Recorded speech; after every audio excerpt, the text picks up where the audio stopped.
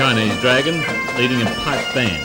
It might seem an unlikely combination, but Maitland's beginning was an international potpourri, and this weekend the historic town is reviving some of the spirit of that colonial era. Today in Church Street, teams of charity workers displayed some good old pioneering enterprise by selling everything from a kitchen sink to sticky toffee, all to raise funds for a host of worthy causes. The Colonial Weekend, organised by the Maitland Tourist Association, continues tomorrow with a pumpkin pickers picnic in Maitland Park and a number of historical displays.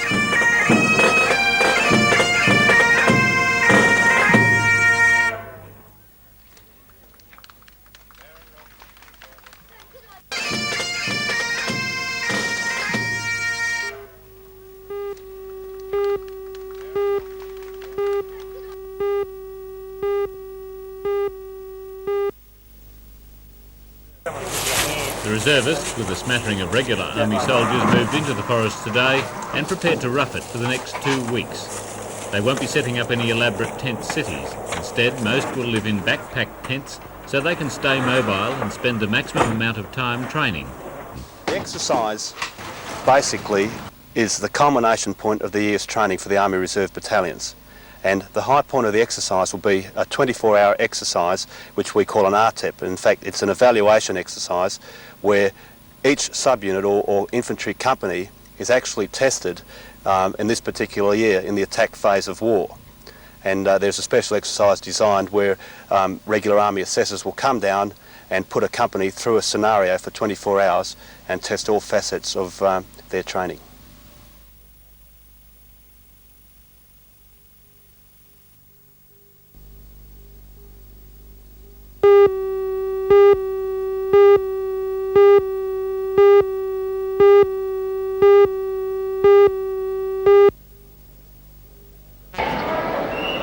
Gave it back to Johnson.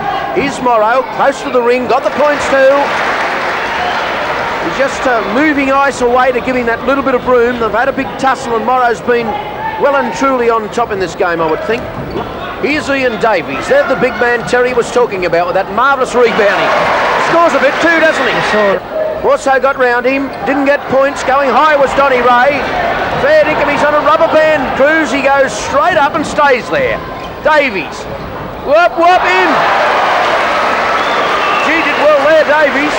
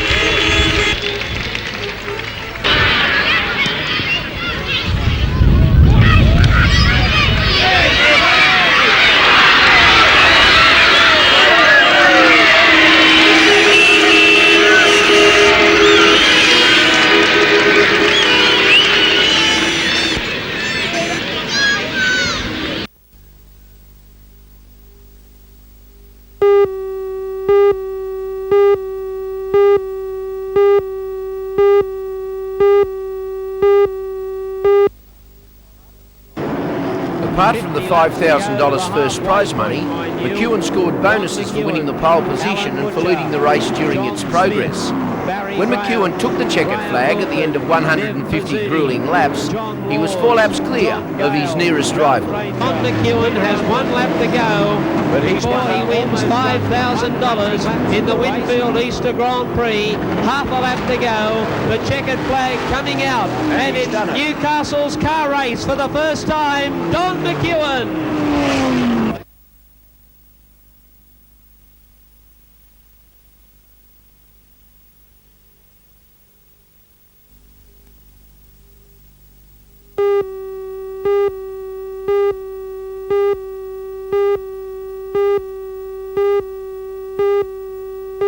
Newcastle taking out the first.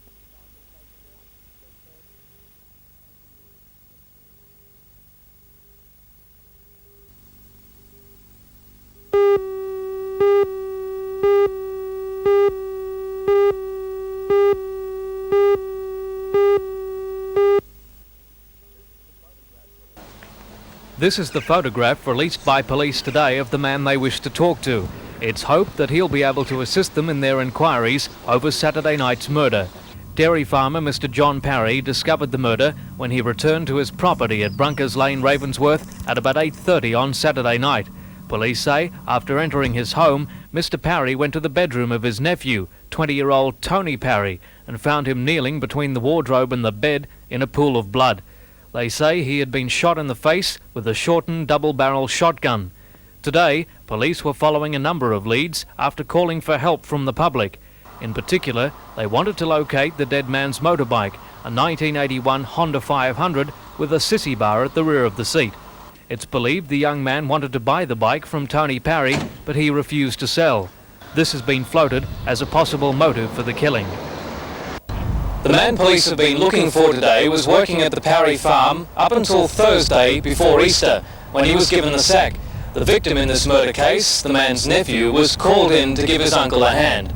The man sacked, then moved to Whittingham to stay with some friends in this small cottage, and it's believed that he was seen here by his friends for the last time yesterday morning at 10 o'clock. This house was occupied by Mrs Parry and her daughter. Mr and Mrs Parry have been separated for about 8 months.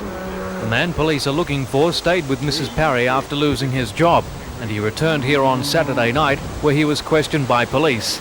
By Sunday morning he was gone. Information received by police late today switched their search to Newcastle. Just a short time ago received information from 2 motorists who believe that they picked the person we want to talk to up at Greta approximately 11 a.m. yesterday morning and conveyed him to Newcastle railway station. And we'd just like to ask again the members of the public, any persons that may have seen this man, to contact either Singleton Police Station or the nearest police station.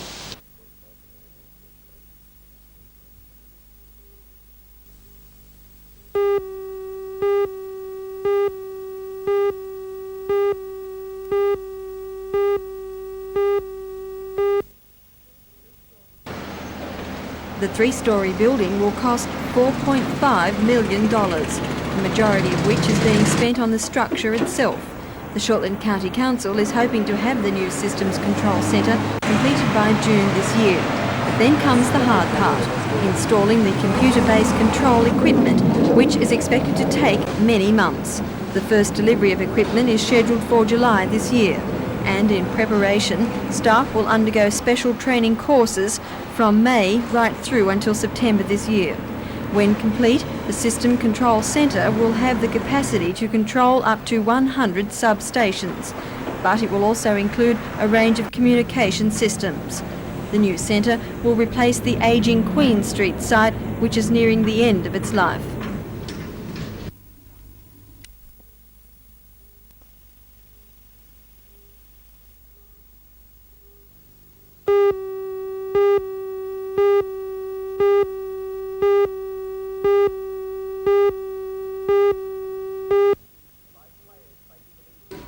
Five players faced the League Judiciary Committee last night, but only 2 were suspended.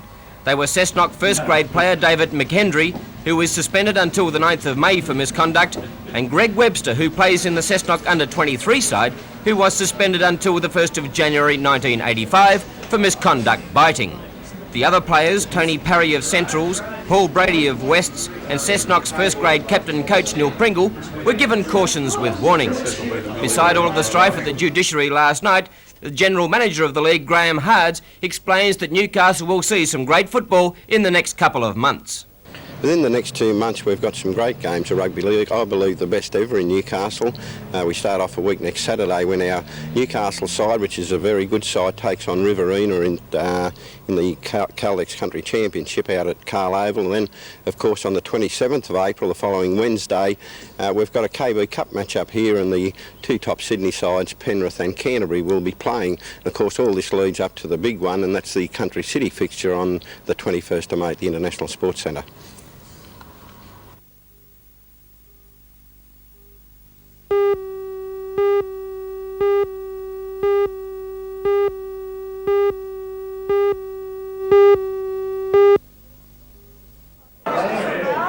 The Newcastle Heritage Walks brochure outlines a number of tours on foot in Newcastle and to places of interest around the region. It was launched last night at an informal function at Newcastle City Hall. A number of contributions were made to the brochure by local historians, and the drawings were done by Charles Martin. One of the driving forces behind the heritage brochure was Chairman of the National Trust Committee in Newcastle, Mr Brian Souters. I think a city of Newcastle's size and also of its historical significance and its heritage value, I mean, it's essential for us to be able to show to visitors to the city that what we have, and also the local people to be able to see, you know, what we've got.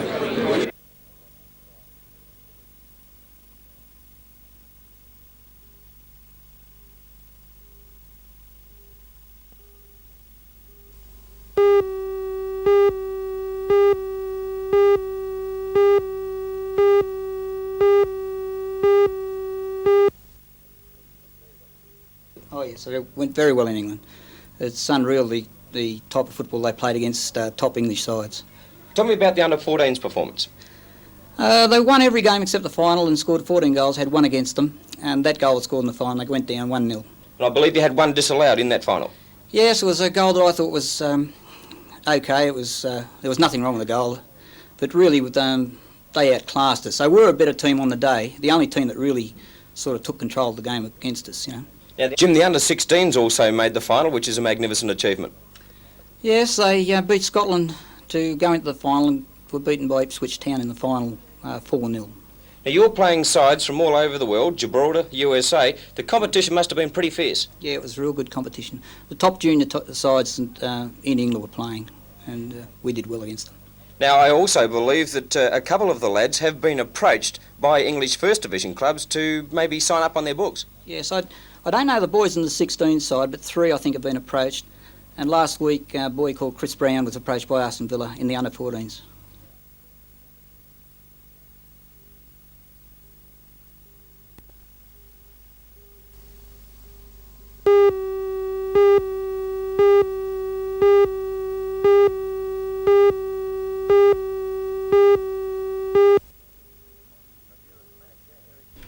Madeira's manager, Eric Gurmon, was so incensed by the decision, he intends to protest to the World Boxing Association.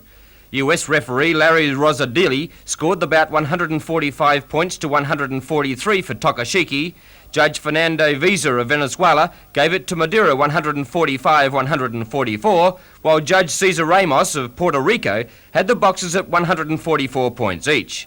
Madeira attacked from the start, winning the first 2 rounds before his forehead was cut in the 4th round. The cut bled for the remainder of a fierce contest, and Tokashiki finished with blood spurting from his nose in the final round of this 5th successful defence of his title.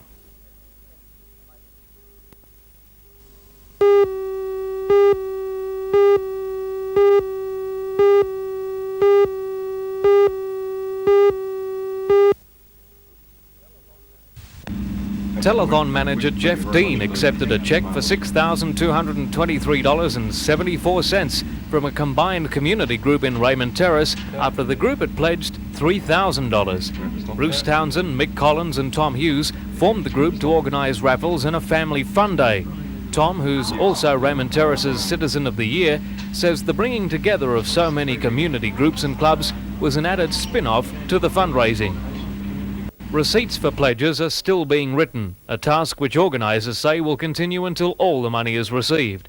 It's hoped that the Hunters' past performance of donating more than it pledged will be repeated.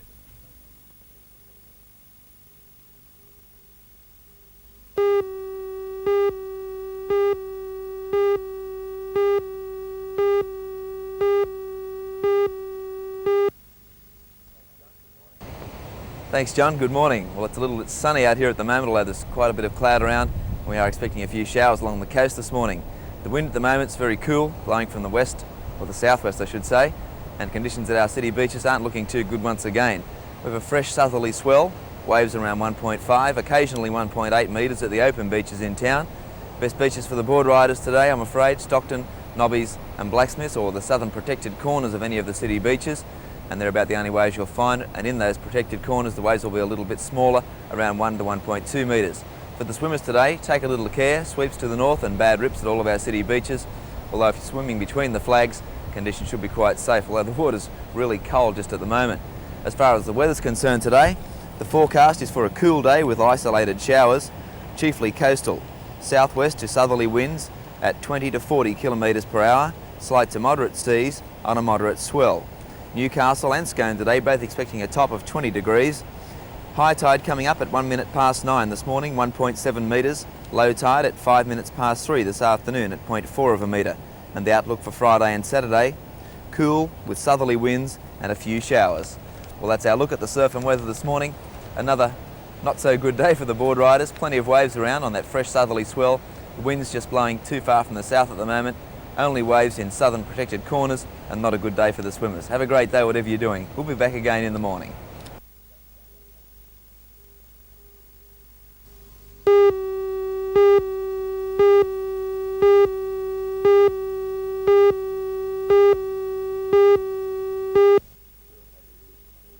We'd had the view for some time that the region needs to get together, and we had specific proposals about a mini summit before Barry Jones came out with his proposals in the paper yesterday. So from that aspect we welcomed that sort of approach from a government minister, and we believe that at council tonight, our Labor Council, we'd be putting up some broad proposals in respect of that type of concept.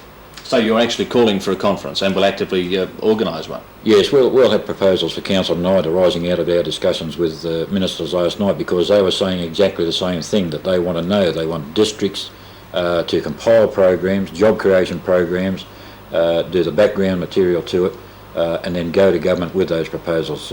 Well, the reaction so far from Newcastle to the Barry Jones proposal is that we don't need a specific conference because the avenues for passing on our requirements are already there. What's your reaction to that? Things are happening, but I think they're fragmented.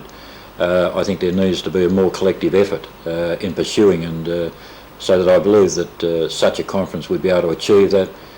People could go on doing their own thing, but generally we need a united community voice to go to the government if we're going to get job creation schemes off the ground.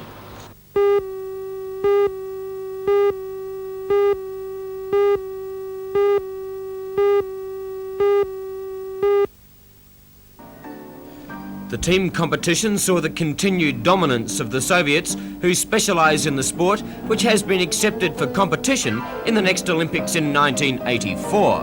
Amelia Ingatova of Bulgaria performed flawlessly to take over from her compatriot Rulenkova, who led the event after the first day's competition.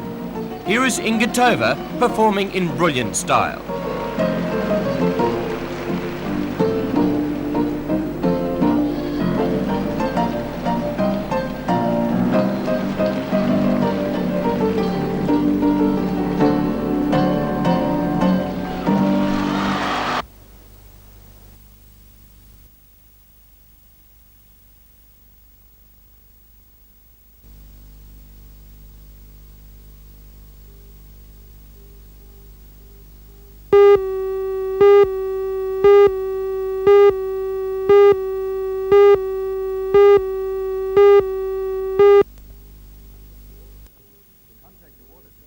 The contract awarded to Carrington Slipways is for a ferry of the same design and specifications as the Freshwater, built by the State Dockyard, and the Queenscliff, which is still awaiting completion there. Politically, it seemed likely the State Dockyard would get the third contract, but it seems the government has gone for the best price. For the Dockyard, loss of the contract virtually means the end of shipbuilding, and in fact unions have been advised that on Thursday they'll be given new figures on retrenchments to take place this month. A union spokesman who knew nothing of the government's decision until I phoned him described it as a body blow for state shipbuilding. However, for Carrington Slipways and its 310 employees, the 14-month contract is good news, ensuring job security well into next year.